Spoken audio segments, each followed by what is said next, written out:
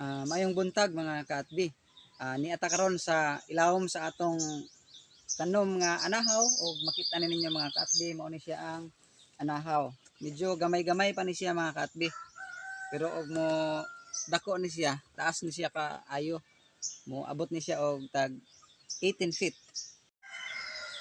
Mao ni ang anahaw. Gamit para sa atop. Atop.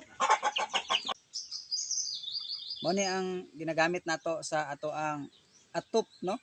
Mao ni pinaka maayong atop nga arang native diri sa ato sa Pilipinas kay mas lami pa ni siya, mas nindot pa ni siya kaysa nipa, mas lig-on tungod kay gahi ning kuan mga kaatbi, gahi kay ning maugan ni unya baga kay tanan. Since nga ang pag-atop ani murag paypay, ang imong atop baga kayo. So bisag init kayong kalibutan karon, ang anahaw dako kay gikatabang sa tua. Kay kining anahaw makahatag yun og bugnaw nga temperatura. So mga katbi, mo ni siya ang resulta sa anahaw atong gamit sa atong atop diri sa atong krong. Diri sa sud og imong tanawon kana murag paypay. No, hindi kanit-kanit ba, nya gipanggaid. Ug sa imo ning kubo-kubo ibutang, nindot kay tanawon mga katbi. Oh, kurting bugnawa diri bisag init kayong panahon karon. Relax na ato ang mga alaga. So niya mga katbi, daghan na tag mga similya sa anahaw na nubo diri ang dapita. So ato na lang ni siyang i-transplant pag magsugod na og uwan kanang ting-uwan na.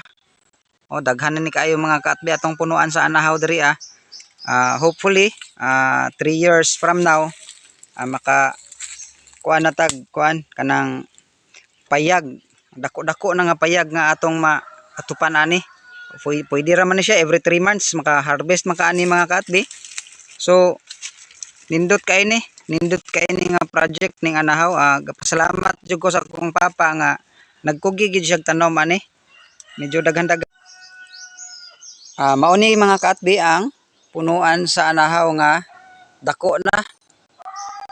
Duha ka buok na sila nagtapad. Kanang usa na sa 16 feet siguro. Ug kanang usa mga 40 feet na taas na kayo. Tupong na sa lubi. Nya kaning lubiha porting guwangan ani.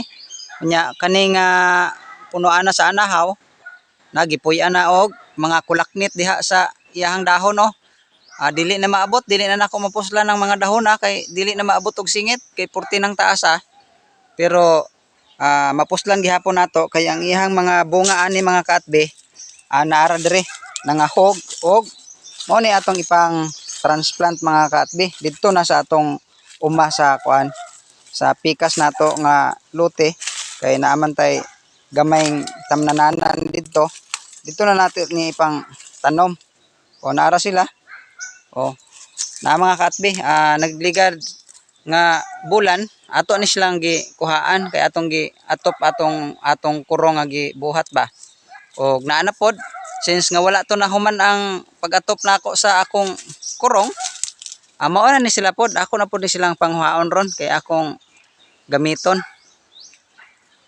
So mapuslanon kayo ang anahaw mga katbi. Pambansang dahon ng Pilipinas anahaw.